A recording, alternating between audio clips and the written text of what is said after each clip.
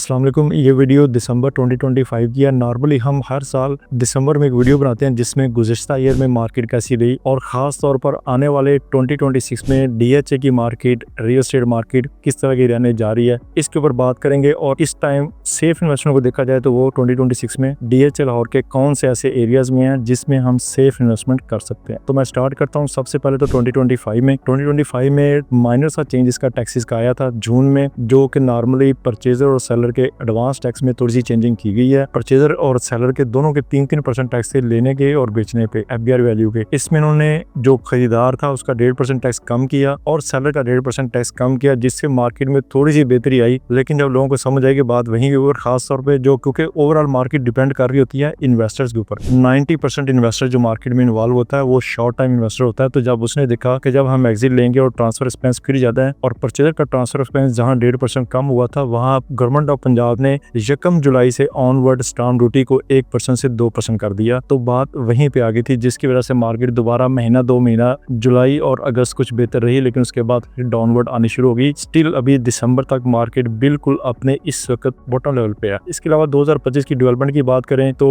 DHA फरवरी मार्च से onward ये शुरू हुआ जी। रियल एस्टेट के लिए कोई पैकेज आ रहा है और एक्सिस में कमी हो रही है। बाद में फिर उन्होंने क्लैरिटी कर दी गवर्नमेंट की तरफ से जी IMF से हमें इजाजत नहीं मिली और हम अभी रियल एस्टेट के लिए कोई पैकेज नहीं दे सकते, ना ही किसी भी किस्म की टैक्सों में कमी कर सकते हैं। जो कि मैं आपसे गुजारिश कर चुका हूं कि जून में जो टैक्स ने थोड़ा सा रद्द-बदल किया, लेकिन जब लोगों को उसकी समझ आई है तो फिर मार्केट का इम्पैक्ट उसमें मजीद नेगेटिव गया है। अभी तक स्टिल मार्केट अपने बॉटम पे चल रही है। आने वाले 2026 की बात करें तो जो मुल्की हालात चल रहे हैं, जो सिचुएशन अभी आने वाले वक्त में नजर आ रही है, मुझे नहीं लगता कि रियल एस्टेट मार्केट में कोई बिग चेंज आएगा जब तक कि गवर्नमेंट की तरफ से कोई सॉलिड पॉलिसी ना अपनाई जाए, जब तक कि गवर्नमेंट टैक्सों में कोई रिलीफ ना दे। उस वक्त तक 2026 में डीएचए की मार्केट में कोई मेजर चेंज जो है वो हम एक्सपेक्ट नहीं कर रहे। इसके अलावा अगर हम बात करें 2026 में सेफ बाइंग की, तो आप पोजेशन एरियाज में फेज 6, फेज 7 और फेज 8 में जहां पे अभी डेवलपमेंट आहिस्ता आहिस्ता घर बन रहे हैं और वक्त के साथ साथ कुछ प्राइसेस बिल्डर की इन्वॉल्वमेंट होने की वजह से घर बना के जो लोग बेचते हैं उनकी इन्वॉल्वमेंट की वजह से कुछ बेहतरी मार्केट में आहिस्ता आहिस्ता हो रही है। तो इस एरियाज में इस साल भी तकरीबन 3 to 5 मिलियन प्राइसेस ऊपर गई हैं अकॉर्डिंग लोकेशन। आने वाले 2026 में भी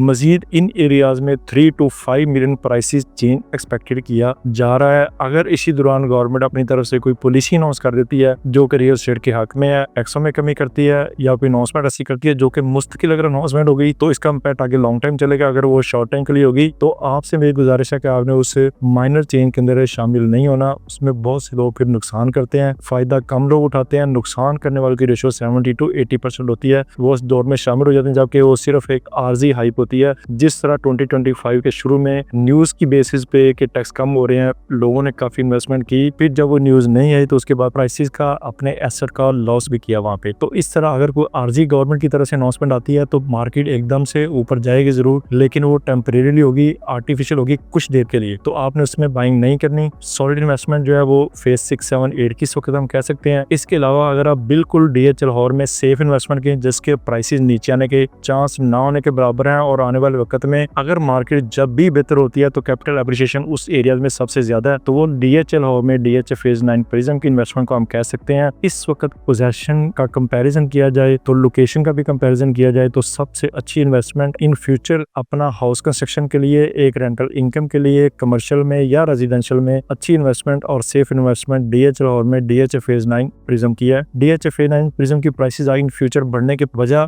डीएचए फेज 10 भी है, क्योंकि वो बिल्कुल फेज 9 प्रिज्म के साथ आ रही है। तो जब उसका वैलिड होता है, इंस्टॉलमेंट की फाइल भी आई है, उसका प्राइस भी डीएचए फेज 9 प्रिज्म के बिल्कुल करीब करीब। तो जब एक ऑन ग्राउंड कोई चीज भी नहीं है, अभी इसको फाइलें हैं, कल में वहाँ पे डेवलपमेंट होगी तो वक्त के साथ साथ डीएचए फेज 10 भी फेज 9 प्रिज्म की वैल्यू को बढ़ाता रहेगा। तो ये एक अच्छी इन्वेस्टमेंट है इस वक्त हम 2026 में कह सकते हैं। डीएचए फेज 9 प्रिज्म के साथ साथ आप इसका comparison DHA phase 8 IUI green से भी कर सकते हैं। वहां भी पोजेशन में सबसे कम प्राइस पे प्लॉट मिल जाता है, लेकिन वो बिल्कुल एक साइड पे है। और जो डीएचए फेज 9 प्रिज्म मैं रिकमेंड कर रहा हूँ उसकी मेजर रीजन डीएचए फेज 10 है। फेज 10 की बिल्डिंग होने जा रही है तो उसमें इंस्टॉलमेंट की फाइल का रेट भी फेज 9 प्रिज्म के डेवलप प्लॉट के बिल्कुल करीब करीब है, जो कि आने वाले वक्त में फेज 9 प्रिज्म की वैल्यू बढ़ाएगा। इसके अलावा अगर हम सेफ इन्वेस्टमेंट 2026 की कहें, मार्केट में हमेशा 2-3 महीने में कोई ऐसी डील आती रहती है जो कि डेस्परेट डील होती है और वो मौके से फायदा उठाना चाहिए, जिसमें आपके ट्रांसफर एक्सपेंस कवर हो रहे हो और मार्केट रेट से कम डील मिल रही हो। पोजेशन एरियाज में फेज 6, 7, 8 की बात कर रहा हूँ, तो वहां पे भी आप उसको सेफ बाइंग कर सकते हैं। इसके अलावा एक साइकिल चलता है रियल एस्टेट में, हर जगह एक साइकिल चलता है, इसी तरह DHA के एक फेज में भी साइकिल चलता है। एक फेज, अगर फेज 8 की बात करें तो जैसे W ब्लॉक है वो सबसे महंगा ब्लॉक है और फेज 8 का जो S ब्लॉक है वो सबसे सस्ता ब्लॉक है। तो इनमें अभी इस वक्त जो आपस का डिफरेंस है वो तकरीबन है कोई 2 करोड़ रुपए था। सम टाइम ये डिफरेंस 2 करोड़ से कम होकर 1.5 करोड़ के करीब आता है। तो जब 1.5 करोड़ तो फिर W ब्लॉक की प्राइस ज्यादा बढ़ती है, फिर वो डिफरेंस अपने आप को मेंटेन कर लेता है। इसी तरह सम टाइम होता है कि डिफरेंस ये बढ़ जाता है, तो आपने इस डिफरेंस को भी एक खास फेज में, एक खास ब्लॉक में भी एरियाज वाइज प्राइस का डिफरेंस है, तो डिफरेंस को भी हमने नजर रखनी होती है कि कहाँ पे डिफरेंस अब कम हो गया हुआ है, ये अब डिफरेंस दोबारा अपने आप को मेंटेन करेगा, तो वहां पे भी इन्वेस्टमेंट उन एरियाज में, उस ब्लॉक में भी सेफ इन्वेस्टमेंट की जा सकती है। इसके अलावा हमने इससे पहले भी 2023 के दिसंबर में, 2024 के दिसंबर में हमने DHA मार्केट के हवाले से डिस्कस किया था। उस वीडियो के लिंक भी लगे होंगे, वहां भी मैंने यही एक्सपेक्ट किया था। अब दोबारा भी मैं यही एक्सपेक्ट कर रहा हूँ कि 2026 में रियल एस्टेट में कोई मेजर चेंज नजर नहीं आ रहा। मजीद DHA और के हवाले से आप दिए गए नंबर पर रब्ता कर सकते हैं।